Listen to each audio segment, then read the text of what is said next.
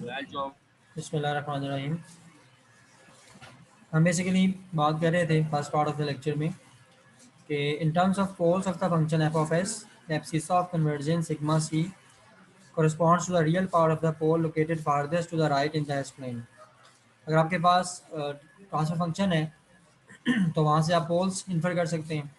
Poles दरअसल कहा जाता है डिनोमिनेटर के जो सोल्यूशंस होते हैं।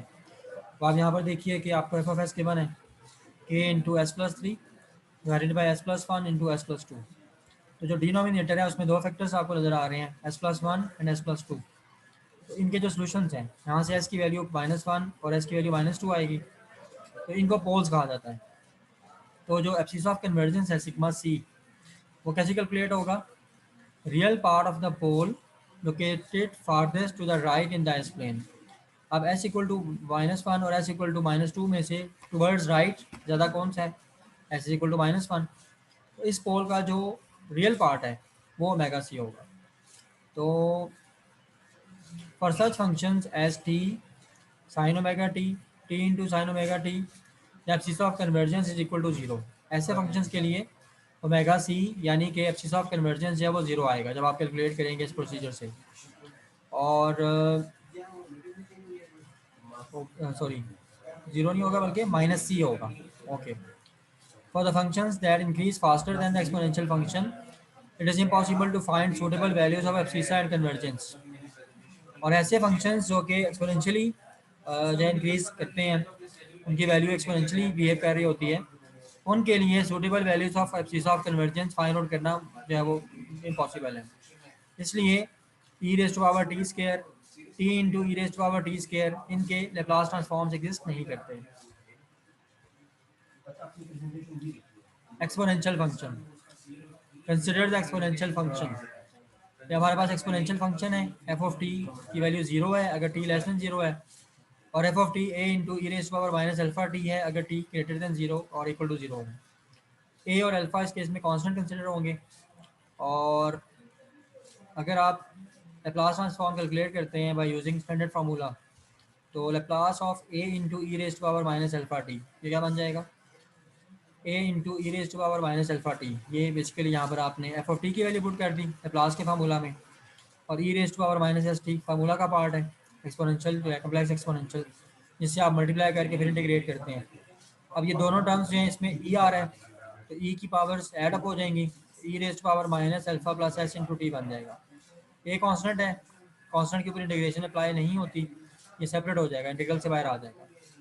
तो जब आप इसको सॉल्व करेंगे और इसको बेसिकली अब E raise to power minus alpha plus S into T, इसका इंटीग्रल क्या होगा? E raise to power minus alpha plus S, तो सेम वैल्यू आएगी, और उसके बाद जो इसकी पावर है alpha plus S into T, इसके डेरिवेटिव से डिवाइड करेंगे, उसका डेरिवेटिव अल्फा प्लस एस आएगा। उसके बाद जब लिमिट्स पुट करेंगे तो E raise to power minus infinity, ये बेसिकली क्या हो जाएगा? वन बाई इन्फिनिटी जीरो हो जाएगा, और E raise to power zero one आ जाएगा। और सिंप्लीफाई हो गया, आपके पास जस्ट जो वैल्यू आपने डिवाइड की थी वो बच जाएगी S plus A into E raise to power minus alpha T. इसका जो है वो बेसिकली इसका जो लेप्लास ट्रांसफॉर्म है वो A by S plus alpha बनेगा। और बेसिकली जो एक्सपोनेंशियल फंक्शन है वो कम्प्लेक्स प्लेन में एक पोल प्रोड्यूस कर रहा होगा s is equal to minus alpha पे।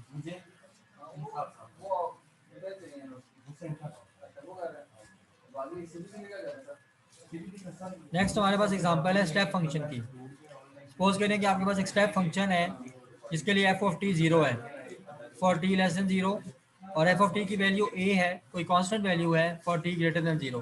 तो जब ए कांस्टेंट है, note that it is a special case of exponential function A into E raise to power minus alpha T. जो आपके पास स्टेप फंक्शन है वो E raise to power minus alpha T का एक स्पेशल केस है। जब आपके अल्फा जीरो हो तो आपका E raise to power minus alpha T जो है वो ए बन जाता है, A into E raise to power minus alpha T. इसमें अगर अल्फा जीरो पुट करेंगे E raise to power zero one हो जाएगा, और ए जो है आपके पास आ जाएगा।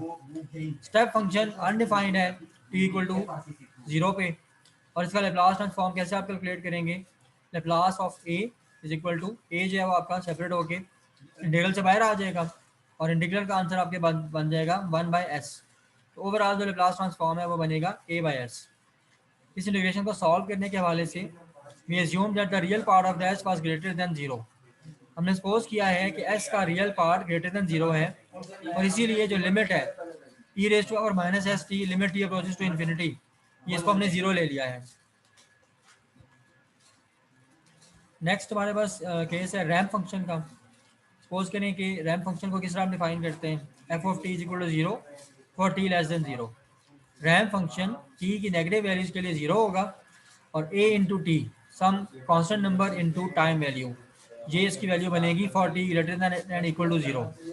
ए जो है वो कांस्टेंट है, तो लेप्लास ट्रांसफॉर्म इसका आप कैसे कैलकुलेट करेंगे, इसको फार्मूला में डाल देंगे। Laplace of a t is equal to integral of a t into E raise power minus S T D t, और जब ए जो है कांस्टेंट है इसको बाहर कर देंगे, टी और E raise power minus S T का इंटीग्रल फाइंड आउट करेंगे और उसमें लिमिट्स पुट कर देंगे। इंटीग्रेशन बाय पार्ट्स आप इसको इंटीग्रेट कर रहे हैं, ये तो सेपरेट हो गया, तो टी और इंटीग्रल ले लिया E raise power minus S T का, तो वो बन गया E raise power minus S T divided by minus S, और minus integral of A into E raise power minus S T by minus S, और A by S इसमें से common कर दें तो बाकी आपके पास E raise power minus S T का इंटीग्रल बन जाएगा, और इसको फाइनली सॉल्व करने से ए बाई एस स्क्वायर आ जाएगा, क्योंकि E raise power minus S T का जो इंटीग्रल है फाइनली सॉल्व होने के बाद वो 1 बाई एस बनेगा। ए बाई एस पहले से मल्टीप्लाई हो रहा है तो ये ए बाई एस स्क्वायर बन जाएगा। तो इस तरीके से आप रैम्प फंक्शन का लैप्लास ट्रांसफॉर्म कैलकुलेट कर सकते हैं। साइनोसॉइडल फंक्शंस, साइनोसॉइडल फंक्शन किस तरह से डील होता है लैप्लास ट्रांसफॉर्म में, पहले इसकी डेफिनेशन देखें।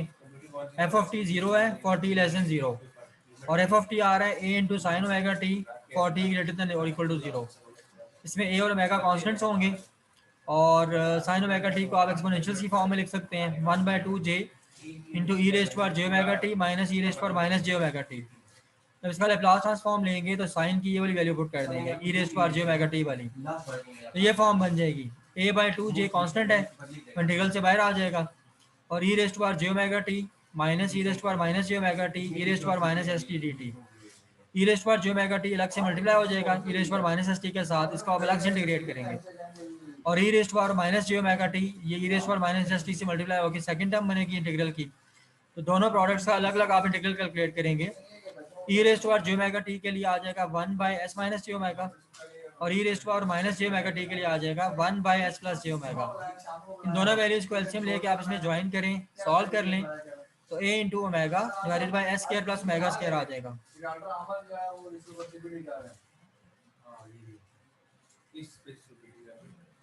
दोस्तों इधर नॉइज आएगा तो ऐसा नंबर नहीं काटने फिर आपने नॉइज आ रहा है, आपके पास नॉइज आ रहा है, नंबर पूरे हैं तो मुझे मसला नहीं है। अच्छा जी, तो इस तरह से हम साइनसॉइडल फंक्शन का जो बेसिकली लैप्लास ट्रांसफॉर्म है वो कैलकुलेट करेंगे। तो अभी हमने 2-3 इंस्टेंसेस देखे हैं, कॉस ओमेगा टी का भी डिस्कस करते हैं। अभी तक जो हमने देखी एग्जांपल्स या इंस्टेंसेस देखे हैं जनाब अली, कौन कौन से थे? अच्छा, एक्सपोनेंशियल फंक्शन का लैप्लास कैलकुलेट किया हमने, और स्टेप फंक्शन का, और बेसिकली रैम्प फंक्शन, और साइनसॉइडल में से जस्ट साइन वाला देखा है। तो इसके हवाले से आपके कोई क्वेश्चंस, कोई कंफ्यूजन अगर हैं तो काइंडली पूछना। Hello, yes sir. जी दोस्त, कोई कंफ्यूजन है तो काइंडली पूछना। अभी तक की जो डिस्कशन है ये सिंपल इजी है सर। सिंपल इजी है। अच्छा, नो सर। ओके,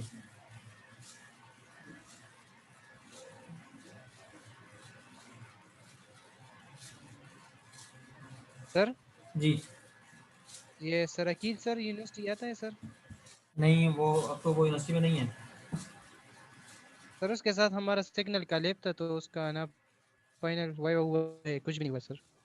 वो अब आके आप उमर ख़याम साहब से पूछेंगे। किस सर से सर? उमर ख़याम साहब से, जो आपके वो हैं जामिक ऑफिसर हैं। ठीक है सर। अच्छा जी, साइन तक हमने कर लिया जी। उसके बाद लैप्लास ट्रांसफॉर्म है ए कॉस ओमेगा टी, इसके लिए हमने ड्राइव करना है। इसको भी आप इस सारे प्रोसेस से गुजारेंगे तो कॉस ओमेगा टी की वैल्यू क्या होती है 1/2 इंटू ई रेस्ट पर J omega T minus E raised पर माइनस जे ओमेगा टी। और बेसिकली जब आप उसको भी इस तरह से यहाँ पर वैल्यू पुट करेंगे तो a बाई 2 बाहर आ जाएगा, e रेस्ट बार जे omega T minus E rest बार, सॉरी यहाँ प्लस होता है कॉस में, प्लस ई रेस्ट बार जे माइनस ओमेगा टी। तो इसी तरह से ई रेस्ट बार माइनस एस टी से वो मल्टीप्लाई होगा, उसको आप इंटीग्रेट करेंगे और रिजल्ट में आपको ये वैल्यू मिल जाएगी a into S divided by S square plus omega square. तो इसको आपने खुद ट्राई करना है, इस प्रोसेस से गुजारना है कॉस ओमेगा टी सिग्नल को, ए कॉस ओमेगा टी को। तो आपको एज अ रिजल्ट इसका लैप्लास ट्रांसफॉर्म मिलेगा A S into sorry A S divided by S square plus omega square. Laplace transform के पेयर्स जो इस सारे प्रोसेस के बाद कैलकुलेट होते हैं, यूनिट इम्पल्स यानी कि डेल्टा ऑफ टी का जो बनेगा लैप्लास ट्रांसफॉर्म वो 1 बनेगा। यूनिट स्टेप जिसको हम 1 ऑफ टी इस बुक में लिख रहे हैं उसका लैप्लास ट्रांसफॉर्म 1 बाई एस बनेगा, टी के लिए 1 by S square T rest power n minus 1 divided by n minus 1 factorial, इसके लिए 1 by S rest power n बन जाएगा। और मेरे पास तो है नहीं, लाया वाली मिल रहा है कहीं से, मिल रहा है कहीं से, अच्छा अच्छा। और टी रेस्ट पावर n या वो n factorial divided by S rest power n plus 1। तो ये इस तरह से डिफरेंट किस्म के फंक्शंस के लिए कैलकुलेटेड ट्रांसफॉर्म्स जो हैं वो बुक में गिवन है, और इसमें से कुछ को आपको याद रखना है, कुछ की जो है सेंस डेवलप करनी है। तो जस्ट ये काफ़ी केसेस में फिर हेल्पफुल होंगे, अगर आपको याद है तो काफ़ी बेहतर हो जाएगा। उसके बाद दोस्तों पल्स फंक्शन, सपोज करें कि आपके पास बेसिकली ये फंक्शन है F of T is equal to a by T naught, और इसमें आपके पास टी की वैल्यू 0 से टी नॉट तक होंगी और एफ ऑफ टी 0 होगा for T less than 0 and T not less than T. A और टी नॉट कॉन्स्टेंट्स हैं। तो पल्स फंक्शन जो है उसको आप एक स्टेप फंक्शन भी कंसिडर कर सकते हैं जिसकी height a by T not है और जो टी इक्वल टू 0 पे स्टार्ट हो रहा है, and that is superimposed by negative step function of height a by T naught beginning at t is equal to t naught. तो इस तरह से आप स्टेप फंक्शन को आप सपोज करें कि दोनों साइड से वो लिमिट हुआ हुआ है, कट हुआ हुआ है, तो आपको पल्स फंक्शन की शेप मिल सकती है। एफ ऑफ टी आप बना लेंगे A by T not into unit step minus A by T not into shifted unit step. तो लैप्लास ट्रांसफॉर्म जब कैलकुलेट करेंगे तो 1 ऑफ टी यानी कि यूनिट स्टेप का लैप्लास ट्रांसफॉर्म अभी हमने सीखा है लास्ट स्लाइड्स में कि वो A by T not into S बनेगा, और शिफ्टेड के लिए ए by T not into S into E raise power minus S T not.